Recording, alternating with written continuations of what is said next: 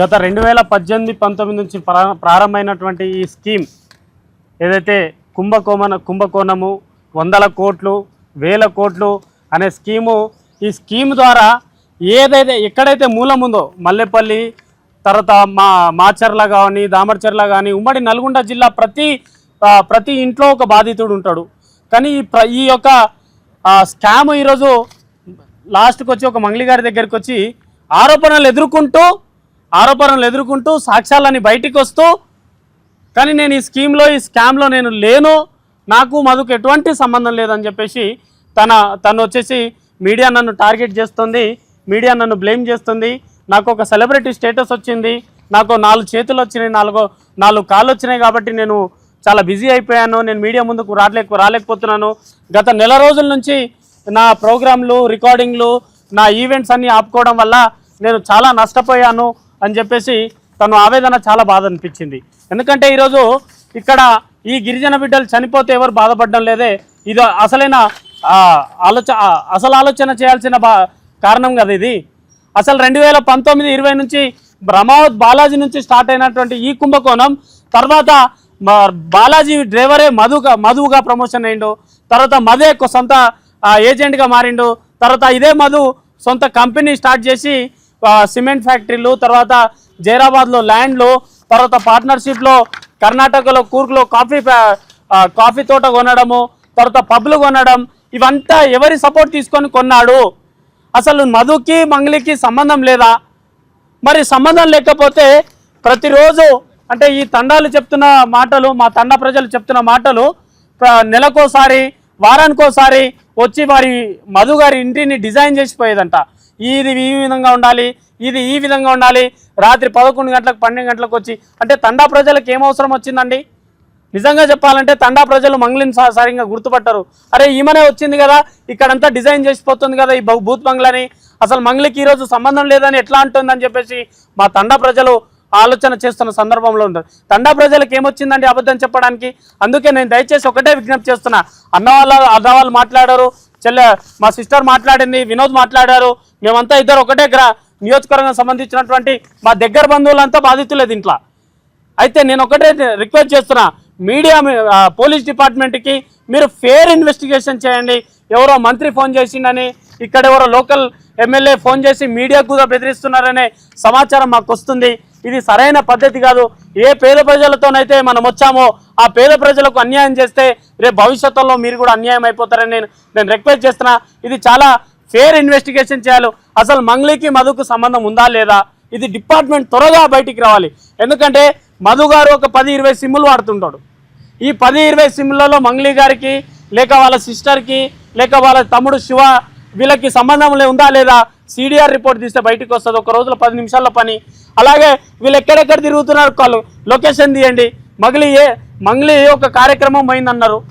నిజంగా మిర్యాలగూడకి దేవరకొండకి 60-70 కిలోమీటర్లు 80 కిలోమీటర్లు వస్తుందండి.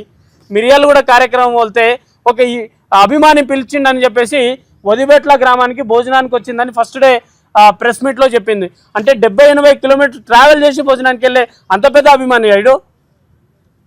ఏం చేసిండు అంత పెద్ద అభిమాని నీకు? 70-80 కిలోమీటర్లు ట్రావెల్ చేసి భోజనానికి రావాలా రాత్రి 12 గంటలకు? వీడు అంత పెద్ద అభిమాని అయ్యాడు. నువ్వు ఎందుకు ఆరోపణలు ఎదుర్కొంటున్నావు? నువ్వు కడిగిన ముత్యంలాగా బయటికి రామని మేమందరం అదే అంటున్నాం. మేమందరం గిరిజన సంఘాలు మాట్లాడేది నీ గురించే, మేము మాట్లాడేది నీ మంచి కోసమే. నువ్వు కడిగిన ముత్యంలా బయటికి రా. పంజాగుట్ట పోలీస్ స్టేషన్లో నువ్వు కేసు పెట్టినావు, అక్కడ నీకు నమ్మకం లేదు. సిపి సజ్జనార్ గారి దగ్గరికి వెళ్ళావు, అక్కడ నమ్మకం లేదు. డీజీపీ గారి దగ్గరికి వెళ్ళావు, అక్కడ నమ్మకం లేదు. మరి నీకెవరి మీద నమ్మకం ఉంది? నువ్వు పేద ప్రజల పక్షాన నువ్వు ఎందుకు నిలబడటం లేదు? నీ పైన ఎవరో కామెంట్ చేస్తే 3 రోజుల్లో అరెస్ట్ చేపించావు కదా. సోషల్ మీడియాలో ఎవరో అన్నోన్ పర్సన్ కామెంట్ చేస్తే 3 రోజుల్లో అరెస్ట్ చేపించావు కదా. నీ పైన ఇంత ఆరోపణలు వచ్చినప్పుడు నువ్వు ఎందుకు కంప్లైంట్ ఇవ్వలేకపోతున్నావు?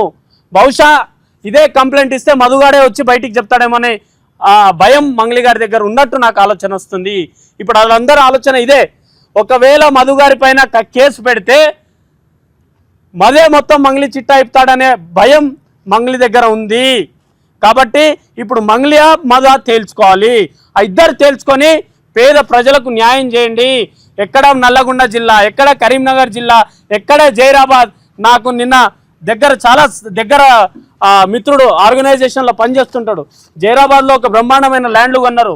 మీరు ఎవరు బయటికి రావద్దని చెప్పేసి అదొక 10 కోట్లకు పోతుంటే ఒక 3-4 కోట్లకు అమ్మేసి అక్కడ ఉన్నటువంటి బాధితులకు, మంగ్లీపై గారి పేరు చెప్పి వసూలు చేసిన బాధితులకు 10 కోట్ల విలువైన భూమిని 3 కోట్లకు అమ్మి వాళ్ళకి సెటిల్మెంట్ చేసి మీరు మంగ్లీ గారి పేరు ఎవరు చెప్పొద్దని చెప్పేసి అక్కడ ఉన్నటువంటి ప్రజలు నాకు నిన్న ఫోన్ చేసి చెప్పడం జరిగింది.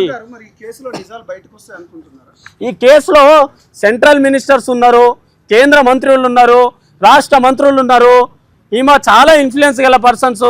ఈ పేద ప్రజలకు కోర్టులు అంటే తెలియదు, పోలీస్ స్టేషన్లు అంటే తెలియదు, తర్వాత వీళ్ళకి ఎటువంటి తెలియదు. న్యాయం జరుగుతుందని నాకు కూడా నమ్మకం లేదు. అందుకే పేద ప్రజల పక్షాన అది ఎంతటి దూరమైనా, అది ఎంతవరకైనా అవసరమైతే మేము త్వరలోనే కార్యాచరణ తీసుకుంటాం. మా నాయకుడు సంపత్ నాయక్ గారు చెప్పినట్టు త్వరలోనే అద్భుతమైన కార్యక్రమము తీసుకుంటా ఉన్నాము. అక్కడ ఉన్నటువంటి పేద ప్రజలందరినీ వారి ఊర్లకి వెళ్ళి అక్కడే మీ యొక్క చర్చా గోష్ఠి అక్కడే పెట్టుకుందాము.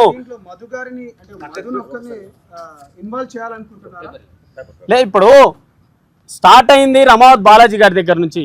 రమావత్ బాలాజీ కస్టడీని తీసుకోండి, తర్వాత రమావత్ మధుని కస్టడీ తీసుకోండి, తర్వాత అభిషేక్ని కస్టడీ తీసుకోండి.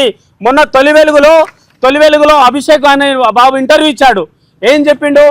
అవును నిజమే, నా 25 లక్షలు మంగ్లీ గారి ఇల్లును కొనడానికి మధు ట్రాన్స్ఫర్ చేసింది వాస్తవము.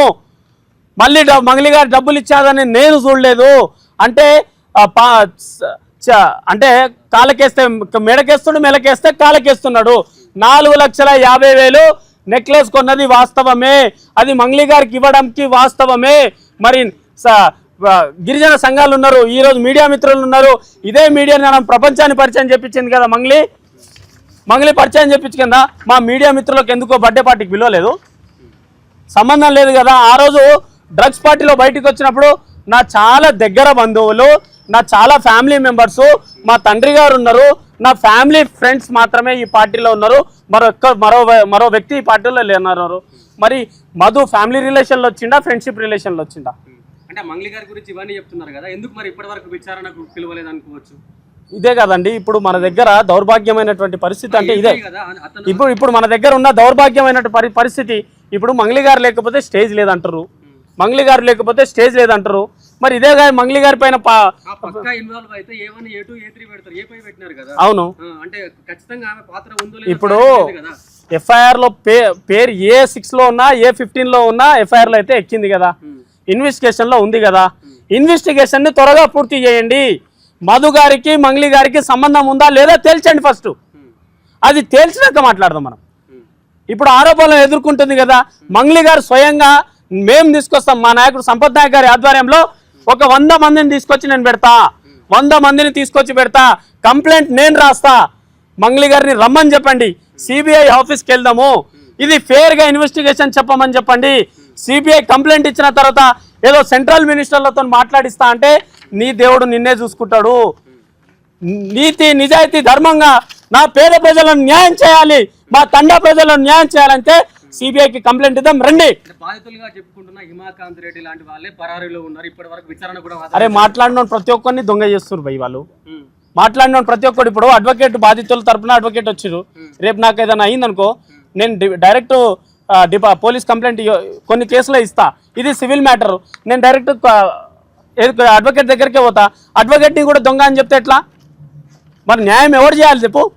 నువ్వు పోలీసుల దగ్గరకు పోతే ఈరోజు గుడిపల్లిలో 300 పై చిలుకు కేసులు ఫైల్ అయినాయి. సిఐడిలో ఆల్రెడీ కేసు ఇన్వెస్టిగేషన్ జరుగుతుంది.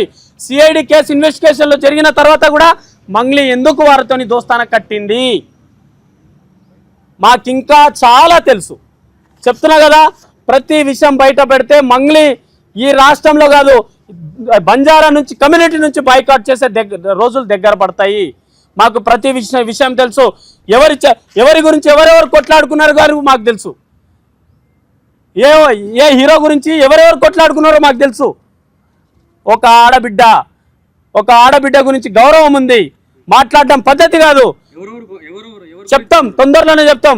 మంగ్లీ గారు ఇంకో ఆడబిడ్డ గురించి మాట్లాడినప్పుడేమో వాళ్ళ తల్లిదండ్రులు లేరు, కానీ మీ ఆడబిడ్డ గురించి మాట్లాడితే అంత దుఃఖం ఎందుకు వచ్చిందమ్మా? నువ్వు ఒక సెలబ్రిటీ స్టేటస్ అన్నావు కదా, నువ్వు సెలబ్రిటీ స్టేటస్ పెట్టుకొని నువ్వు ఇదే కమ్యూనిటీలో ఉన్న ఒక మంచి సెలబ్రిటీని ఆమెని రోడ్ బజార్న తీసుకొచ్చినప్పుడు అప్పుడు నీకు బాధ లేదు? వాళ్ళ ఇంట్లో అమ్మ నాన్న లేరు? శ్రీముఖి గురించా? మరి అదే కదా, నువ్వు మీ చెల్లెల గురించి మాట్లాడినప్పుడేమో బాధ అనిపిస్తుంది, మరి ఇంకో సోదరి గురించి మాట్లాడినప్పుడు బాధ లేదా? ఇది ఎక్కడి ప్రపంచం అండి? ఇది ఎక్కడి ఆలోచన? మరి ఎంత అన్యాయం అంటే ఎలిగేషన్స్ వచ్చినాయేమో, యా ఎలిగేషన్స్ వచ్చినాయి ఎవరిపైన? మంగ్లీ గారిపైన.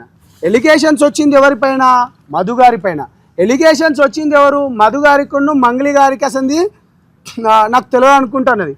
పాపం మధ్యలో ఆ ఆడబిడ్డని తీసుకురావడం అవసరమా? శ్రీముఖి అంటే అంటే మాకు ఇంగిత జ్ఞానం ఉందండి.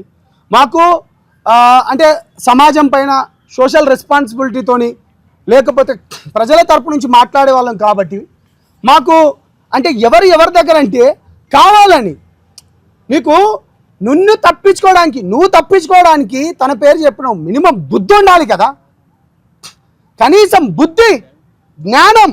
కడుపుకు అన్నం తింటున్నామా లేకపోతే ఏం తింటున్నాం? అది పేడ తింటున్నావా?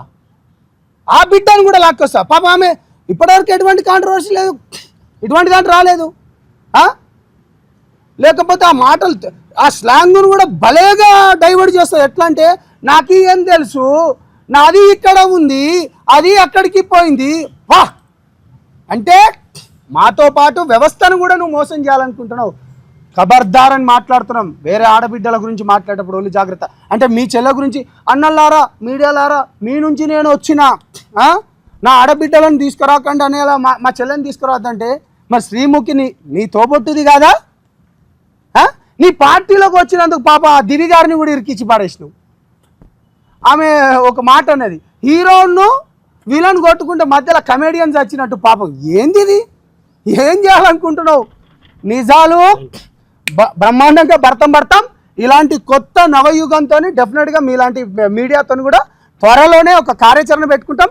బాధితుల దగ్గరికి పోదాం, డీజీపీ దగ్గరికి పోతాం. తప్పు చేయనప్పుడు నేను ఎక్కడికైనా సిద్ధమే అని అన్నది కదా. ఏది మరి ఏడ సిద్ధం? ఇంతకు ముందు ఫోన్ మాట్లాడింది సిస్టర్ ఫోన్తో కాదు, సిస్టర్ ఫోన్తో మాట్లాడుతుంటే మీ మీడియానే సాక్ష్యం కదా.